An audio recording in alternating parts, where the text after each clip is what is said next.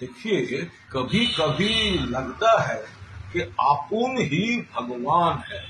প্রধানমন্ত্রী নরেন্দ্র মোদীকে এরকমই একটা অলিখিত বার্তা দিতে চান বিজেপির অনেক নেতাই বারবার বলেছেন, একেবারে ভগবান তার অবতার হিসেবে নরেন্দ্র মোদীকে দেখানো হয়েছে। তাহলে মা কালীর পাশাপাশি বিজেপি রাজ্যের অনুষ্ঠানে মা কালীর সঙ্গে নরেন্দ্র মোদীর ছবি।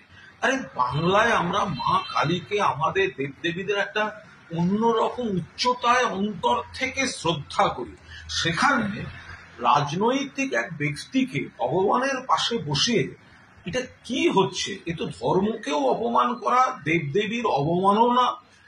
এটা রাজনীতিতে হতে পারে না।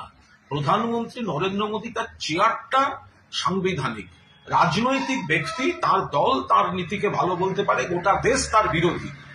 তাঁর লোকেরা তাকে ভগবান মা কালীর সঙ্গে তুলনা করবে, আর তিনি একটা অলিখিত বার্তা এরকম ভাবে ছড়িয়ে দিতে চাইবেন, আবার মুখে বলবেন ধর্ম ধর্ম। এটাকে ধর্ম বলে না, এটা মা কালীর অপমান, দেবদেবীদের অপমান, ধর্মের অপমান। আমরা মা কালীকে জয় মা বলে যেভাবে শ্রদ্ধা করি, ভক্তি করি, এই আচরণ বিজেপির তার পরিপন্থী।